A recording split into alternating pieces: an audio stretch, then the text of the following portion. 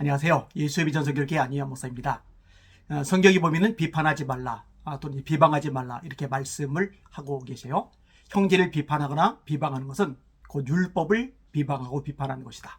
율법의 입법자, 재판관은 하나님 뿐이시다. 너는 누구기에 형제를 비판하느냐. 그렇죠?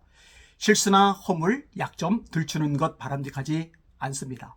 허물을 덮어주는 자는 사랑을 말하는 자요, 그것을 거듭 말하는 자는 친한 벗을 이간질하는 자리라. 이게 성경의 가르침이잖아요. 그죠? 그런데 교리에서 벗어났을 경우, 말씀에서 벗어났을 경우, 다시 말해 이단이나 사이비의 경우는요, 전혀 다른 차원입니다.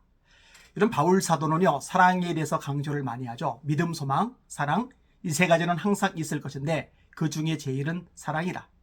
내가 사람의 방언과 천사의 말을 할지라도 사랑이 없으면 소리나는 구리와 울리는 꽹과리가 되고. 그죠? 그런데 이렇게 사랑을 말하는 바울인데 갈라디아서에 보면은 우리나 혹 하늘에서 내려온 천사를 할지라도 우리가 너에게 전한 복음 외에 다른 복음을 전하면 저주를 받을지어다. 왜냐? 이거는 구원과 직결된 문제이기 때문에 그래요. 영혼을 미혹하고 망가뜨리는 차원이기 때문에 그래요. 이거는 내버려두면 안 돼요. 그게 직무유기인 겁니다. 그게 비겁한 겁니다. 목회자는 말씀에 있어서 진리를 위한 선한 싸움을 마땅히 싸워야 됩니다. 여러분, 마틴 루터가요, 종교개혁의 중심인물로 쓰임을 받잖아요. 자, 카톨릭의 부패, 교리에서 벗어난 것. 테첼이라는 설교자가 설교를 해요.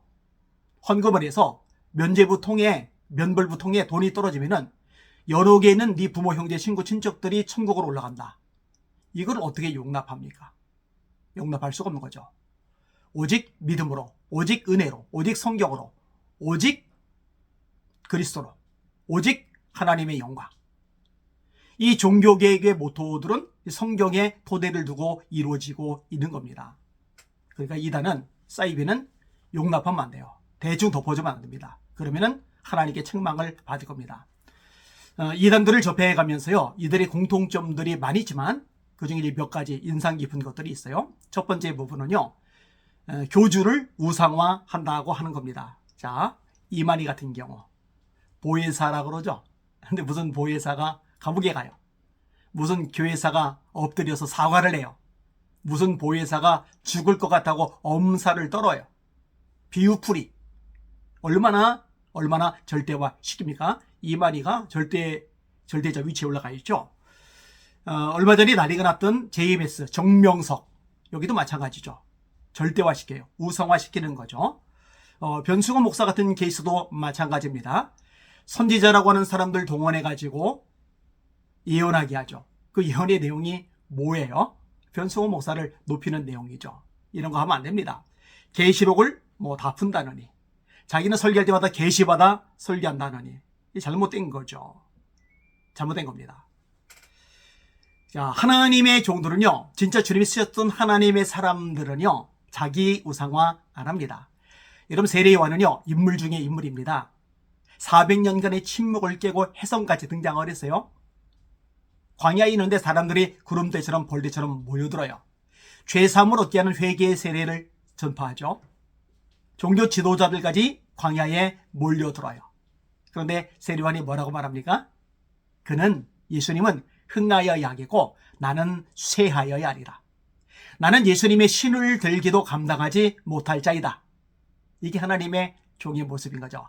이런 바울 사도는요, 성경을 가장 많이 썼죠. 로마서, 고린도서, 갈라디아서, 에베소서, 빌립보서, 골로새서, 디모데후서, 데살로니가서, 데살로니가 후서, 디도서.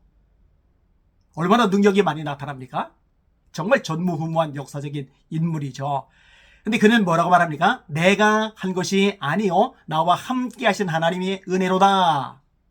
내가 했다. 이거는 이단들이에요. 사이비들의 특징이에요. 진짜 하나님의 사람은 그렇게 말하잖아요.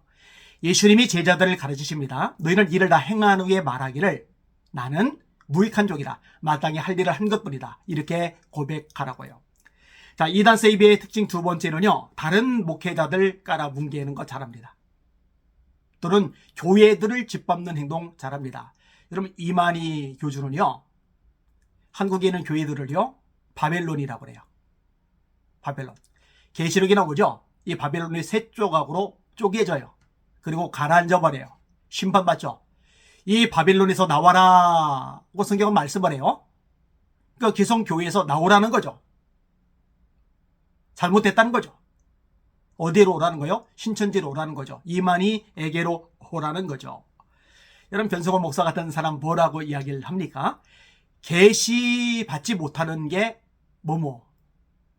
이게 약간 좀 거친 말이나 제가 그냥 뭐뭐라고 얘기를 했어요. 본인만 계시를 받는 거예요. 다른 목회자들은 못 받는 거예요. 추종자들도 똑같아요. 뭐라고 비판해요? 성령 받지 못한 목사들. 감히 그런 소리를 내뱉어요. 자기들이 섬기는 이 변승호 목사, 자기들이 믿고 따르는 변승호 목사는 성령 받은 사람, 영계를 꿰뚫는 사람, 계시 받는 사람, 나머지 목회자들은 그 수준이 못 미치는 사람, 이게 공공연하게 떠들어대요. 여러분, 이단들에서 나타나는 공동적인 특징입니다. 여러분, 정동수 목사 같은 경우도 마찬가지죠. 여러분, 개혁 개정 지금 쓰는 사람들은요, 전부 지옥 갈 사람들이에요. 개혁 한글도 역시 마찬가지고요. 킹제임스 버전 쓰지 않는 모든 교회들, 목회자들, 성도들은 지옥 가야 돼요. 이게 말이 되는 이야기입니까? 여러분, 북한 성도들은요, 킹제임스 성경 모르죠? 그럼 북한 성도들 다 지옥 가요? 아프리카에 킹제임스 성경이 아직 안 들어간 곳, 거기 있는 사람들은 다 지옥 가요? 예수 믿고 십자가의 피로 죄사함 받으면 구원 받는 거예요. 예수님이 하나님의 아들 그리스도님을 믿으면 예수님의 죽음이 나를 위한 것, 내 죄를 위한 것이고 죽음이고 다시 사셨음을 믿으면 구원 받는 거예요. 근데 마귀가 변기한 성경을 쓰는 사람들 다 매도를 하는 거죠. 자, 세 번째로요. 이 이단이나 사이비에 속한 사람들의 특징은요, 정상적인 대화가 안 됩니다. 이거요, 참 많이 겪어요. 자, 성경적으로 이 부분이 잘못되었다. 논리적으로 이 부분이 모순이다. 그러면은요, 아니다. 성경적으로 옳다. 아니다. 논리적으로 옳다라고 그 부분을 조목조목 반박을 하면 돼요. 그렇게 하면 대화가 되는 거예요. 그죠? 그런데요, 엉뚱한 소리가 뛰어나와요. 성령 회방죄를 짓고 있다느니. 그게 왜 성령 회방죄입니까? 욕설도 하죠. 막말도 하죠.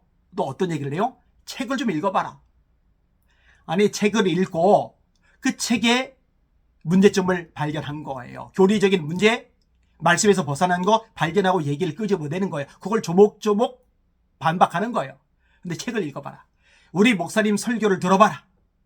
설교 내용 가지고서 요게 잘못됐다 이렇게 말을 하는 거예요. 그런데 앵무새 같아요. 우리 목사님 설교를 여러 번 들어보면, 우리 목사님 책을 여러 편 읽어보면, 우리 교준 읽고 접해보면 알 거다. 우리 목사님만큼 실력도 없으면서 그런다느니 어쩌느니 이렇게 얘기를 하는 거예요. 예전에 이제 신천지 믿는 어떤 아저씨하고 이야기를 나눴는데, 야, 대단해요. 얼마나 교만한지. 어지간한 목사들 자기하고 성경 토론하면은 자기를 못 이긴대요. 자기가 다 이긴대요. 그러면 성경을 제대로 알고 있느냐? 아니요. 이만희한테 쇠뇌 받은 것, 가스라이팅 된 것, 그것만 앵무새처럼 되풀이하는 거예요. 다른 사람들이 하는 얘기는 아예 안 된 거, 귀를 들어맞고. 이게 문제죠. 자, 네 번째로, 이단이나 사이비에 빠진 사람들에게 나타나는 주요 특징 중에 하나가 비인격적이라는 겁니다. 아까 앞에도 언급을 했잖아요. 욕설, 막말. 하여튼 목회자들 하여튼 함부로 막 대하는 거 무례한 거죠. 사랑은 무례히 행치 아니하고. 성경이 말씀이잖아요. 여러분, 예수님의 모습을 닮은 그 열매들, 이 성령의 열매죠. 사랑, 희락, 화평, 오래 참음, 자비, 양선, 충성, 온유, 절제. 이게 나타나야 되는데요. 혈기 충만하는 거예요. 증오와 미움이 가득한 거예요. 얼마나 인격살이를 잘하는지 몰라요. 이단과 사이비에 빠진 사람하고 얘기를 해보세요. 와, 혈기가 장난이 아닙니다. 그건 절대로 성령의 열매일 수가 없어요. 제가 처음에는요, 많이 놀랬어요. 진짜 충격을 받았어요. 그런데 이제는요, 그러려니 합니다. 왜냐? 성령 열매를 맺는 게 아니라 악한 영들의 역사니까 악한 열매가 맺어지는 거예요. 그들의 열매로 그들을 알지라. 좋은 열매 맺는 나쁜 나무 없고 나쁜 열매 맺는 좋은 나무 없다라고 마태복음 7장에 예수님이 말씀하셨죠. 그들의 열매로 그들을 알지라. 지금 한국 교회 안에요, 거짓 선지자들, 거짓 그리스도들이 많아요. 예수님이 마태복음 24장에 예언하셨어요. 주님 재림 직전의 모습입니다. 이 직동계시 운운하면서 얼마나 많은 무리를 일으키고 있는지 몰라요. 속죄 마시기 바랍니다. 예, 특별히 유튜브 통해 가지고 이게 일파만파 퍼져나가고 막 거기 들으면서 뭐 좋다고 따라가고 변질되는 사람들 많이 있는데 유튜브 자꾸 들락달락하지 마세요. 그러고 성경 읽으세요. 성경 공부하시고 성경 암송하시고 성경 묵상하시고 그리고 그렇게 읽고 듣고 암송하고 공부하고 묵상한 내용 지켜나가시고 이게 여러분에게 복이고 유익합니다. 말씀에만 든든히 서시기를 바랍니다.